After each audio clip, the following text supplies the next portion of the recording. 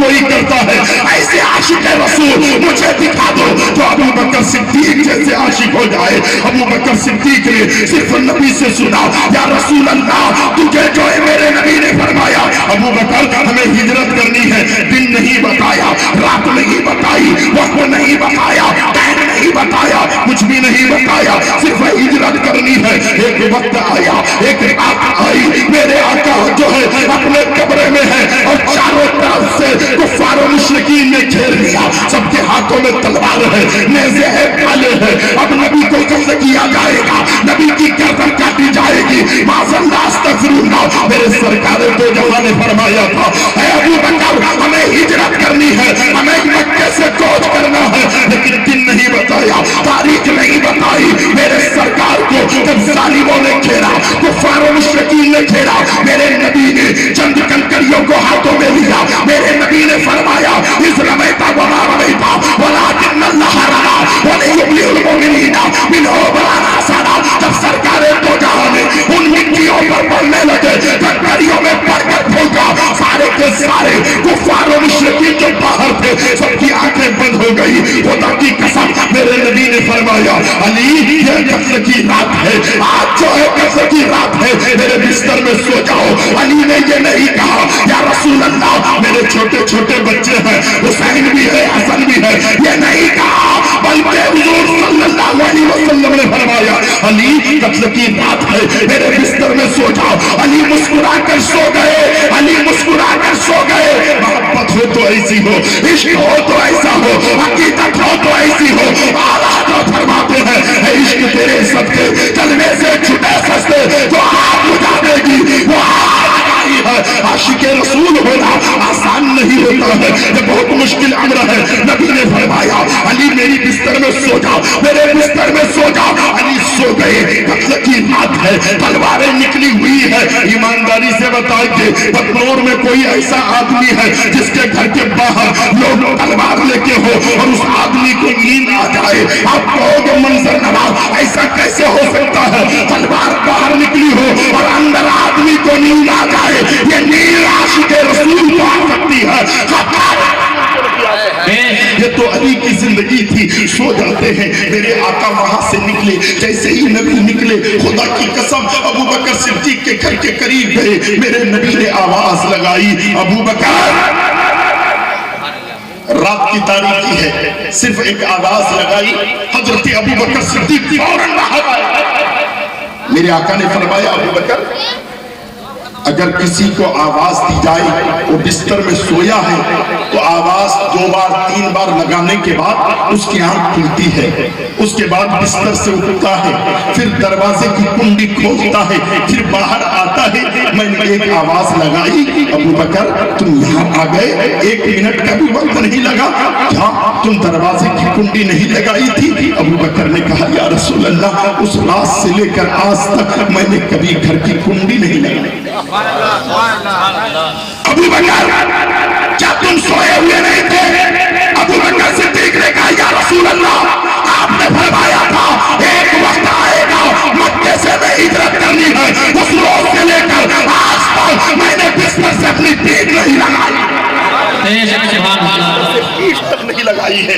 मोहब्बत रसूल उस चीज का नाम है, कुंडी नहीं लगाई, बिस्तर में सोया तक नहीं कि नबी कब बुला ले, आपका कब आवाज दे दे। ये थी मोहब्बत रसूल। जब हज़रत अली से पूछा अली कत्ल की रात थी लेकिन तू बिस्तर में सोया था या जागा था? अली ने कहा उस रात से ज्यादा अच्छी नींद मुझे कभी आई नहीं। क्या मतलब कत्ल की रात है? अली ने कहा मेरे नबी ने फरमाया अली सुबह उठना, ये फलाना की अमानत है, इसकी है, उसकी है, ये देना और तू भी आ जाना। मैं सोच लिया सारी रात मुझे मौत आ सकती है, आज की रात मुझे मौत नहीं आ सकती। जो लोग गुनाह करते हैं कब करते हैं मालूम है आपको? गुनाह उस वक्त करते हैं जिन लोगों के सीने में इश्क मुस्तफा कम हो जाए। जिस वक्त वो सोचता है मेरा खुदा शायद मुझे नहीं देखता, अस्तगफिरुल्लाह, खुदा कितने करीब है आप कभी जानते हैं? मेरी बहनों तुम भी कान खोल के सुनो, मेरे भाई तुम भी कान खोल के सुनो, और फिर मुझे बताओ क्या इंसान गुनाह कर सकता है? खुदा कितने करीब है? अल्लाह रब्बुल इज्जत कुरान करीम में फरमाता है वइज़ा सअलका इबादी अन्नी फइन्नी करीब, तुम्हारा रब तुम्हारे शहर से भी ज्यादा करीब। कितने करीब? हमारे शहर से भी ज्यादा करीब हमारा परवरदिगार है। अब रात की तारीकी में अपना मोबाइल निकाला, व्हाट्सएप, फेसबुक में, ट्विटर पे जो है लगा हुआ है, ये देखता है वो देखता है, क्या उसको अपने सीने में ये बात नहीं लानी चाहिए? कोई नहीं देखता। मेरी माँ दूसरे कमरे में है, मेरा बाप दूसरे कमरे में है, मेरा भाई दूसरे कमरे में है, मेरा नाना नानी घर में है, दादा दादी अलग घर में है, मैं अलग कमरे में हूँ, कोई नहीं देख रहा है। लेकिन जो खुदा मेरे शहर से ज्यादा करीब है वो परवरदिगार। किसको धोखा दोगे? तुम्हारा खुदा हमारा खुदा हमें इतने करीब से देखता है। अब जिस नबी का हम और आप कलमा पढ़ते हैं, कुरान से पूछो, ऐ कुरान तू बता दे क्या हमारे नबी भी करीब है? तो कुरान में रब ने फरमाया अन्नबिय्यु औला बिल मुमिनीन मिन अनफुसिहिम, तुम्हारे नबी तुम्हारे जानों से भी ज्यादा करीब है। हमारे नबी हमारे जानों से भी ज्यादा करीब है। जो नबी हमारे जानों से ज्यादा करीब हो, जो खुदा हमारे शहर से ज्यादा करीब हो, वो इंसान गुनाह कर सकता है? जरा गौर करो, कम से कम अपने गिरेबान में झांको, जलसा कम सुनिए, तकरीरें कम सुनिए, मस्जिद बनाइए, बनाने के साथ साथ खुदा की बंदगी किया कीजिए, पेशानी झुकाइए। कितने साल आप रहेंगे? कितने साल में रहेंगे? पूछिए, उलमाए किराम बैठे हैं, उमर फारूक की जिंदगी खुदा की कसम कुर्बान जाएगी। उमर फारूक रज़ी अल्लाह ताला अन्हु की जात आप जानते हैं। मेरे आका फरमाते हैं अगर मेरे बाद भी नबी आना बाकी होता तो कोई और नबी नहीं होता, वो उमर फारूक नबी बनकर आती। अल्लाह के रसूल सल्लल्लाहु अलैहि वसल्लम उस उम्र की बात करते हैं, लेकिन उमर फारूक रज़ियल्लाहु ताला अन्हु की जिंदगी जब पढ़ते हैं, जब आखिरी वक्त आया तो उमर फारूक ने फरमाया मेरे जाने वालों मेरी दो वसीयतें हैं, याद रखना। जोर से बोलो सुभान अल्लाह। मेरी दो वसीयतें हैं, याद रखना। कहा हुजूर क्या है? कहा पहली वसीयत मेरी है कि जब मैं मर जाऊं, दुनिया से जाऊं, तो मेरी कब्र छोटी खोदना। क्या फरमाया उमर फारूक ने? आज हम कहते हैं बड़ी कब्र खोदना, उमर फारूक ने फरमाया मेरी कब्र छोटी खोदना। कहाँ उमर फारूक की कब्र है? आप जानते हैं जहां मेरे नबी का रोजा है वहीं पर उमर का भी। उमर फारूक ने फरमाया मेरी कब्र छोटी खोदना। पूछने वालों ने पूछा उमर फारूक दुनिया वाले बड़ी कब्र खोदने को कहते हैं, आप छोटी कब्र क्यों खोदने कहते हैं? उमर फारूक ने फरमाया अगर तुमने मेरी कब्र बड़ी खोद दी और मेरे अमाल अच्छे ना हुए तो इधर की भी दीवार इधर की दीवार दोनों दीवार करीब आएगी, इधर की फसलियां इधर कर देगी, इधर की फसलियां इधर कर देगी, और मैं जाने से पहले अपना अमाल अच्छा कर लिया तो मुझे छोटी कब्र में तुम लेकर आओगे, मेरी कब्र छोटी नहीं रहेगी। जन्नत के बागात में से एक बाग बन जाएगा, जन्नत की जालियों में से जरा गौर करो। उमर फारूक ने दूसरी नसीहत की कि मेरी दूसरी वसीयत है। हुजूर क्या? कहा कि मुझे ज्यादा कीमती कफन भी मत देना। अल्लाह अकबर। इसीलिए शायर कहता है जमी मैली नहीं होती, जमन मैला नहीं होता, मोहम्मद के गुलामों का कफन मैला नहीं होता। उमर फारूक ने फरमाया मुझे जो कफन देना ना वो भी ज्यादा कीमती मत देना।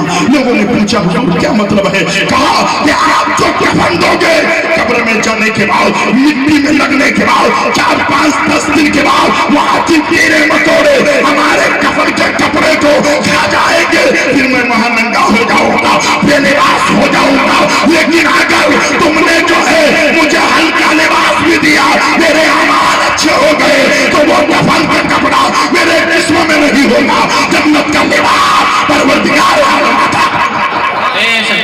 मुसलमानों गौर करो, इंसान कहाँ था कहाँ आ गया? कहाँ हमारी बहनों को रहनी थी कहाँ आ गई? कहाँ आपको रहना था कहाँ आप आ गई? हम सब कहते हैं दौलत जमा करो, पैसे जमा करो, ये करो वो करो, ये सब धोखा है मेरे भाई। جس دولت کو آپ جمع کرتے ہیں، جس دولت کے لیے آپ دوسرے کا گلا دبوستے ہیں، اللہ کے رسول فرماتے ہیں اللہ اکبر الدنیا جیفتن وطالبها کلاب، میرے آقا فرماتے ہیں یہ دنیا مردار ہے، اس کے حاصل کرنے والے کتے ہیں۔ اب بتائیں آپ نے ظہر کی نماز کیوں چھوڑی؟ کہو کہ میں کھیتی میں یعنی گیہوں بو رہا تھا تو دنیا کما رہے تھے، تم نے ظہر کی نماز چھوڑی ہے۔ میں نے کہا سر تم نے کیوں چھوڑی؟ کہا کہ چائے کی دکان میں تھا یعنی دنیا چاہیے اس لیے تم نے عصر کی نماز چھوڑی۔ میں نے کہا مغرب میں کہاں چلے گئے تھے؟ کہا حضرت کیا کریں تو مونا سے آ رہا تھا، یعنی دنیا کمانے کے لیے آپ نے مغرب چھوڑی، دنیا کمانے کے لیے عشاء چھوڑی، دنیا کمانے کے لیے فجر کی نماز چھوڑی، دنیا کمانے کے لیے جمعے کی نماز چھوڑی۔ میرے آقا فرماتے ہیں اب دنیا جیفتن وطالبها کلاب، یہ دنیا مردار ہے، اس کے حاصل کرنے والے کتے۔ بولی میری نہیں ہے، صرف زبان میری ہے، بولی آمنہ کے لال کی۔ آپ کو خراب لگے کوئی پرواہ نہیں، کیونکہ آپ بھی اس دنیا میں ایک بار آئے ہیں، میں بھی ایک بار آیا ہوں، آپ کو بھی مرنا ہے مجھے بھی مرنا ہے۔ جب آپ جانتے ہیں کہ میری قبر میں جا کر میرے اعمال کا حساب مجھے دینا ہے، میری زندگی کا حساب مجھے چکتا کرنا ہے، تو کس بھیڑ میں پڑے ہیں، کس کے چکر میں پھنسے ہیں؟ یہ بیٹا بیٹی، یہ مال و دولت، یہ خزانہ، یہ مال و متا سب دھوکہ ہے۔ تیرے ساتھ جانے والے صرف تیرے اچھے اعمال ہیں۔ اگر تیرا اعمال اچھا ہو گیا، عمر فاروق کے چاہنے والوں ایک آخری بات بول کر میں گفتگو ختم کروں۔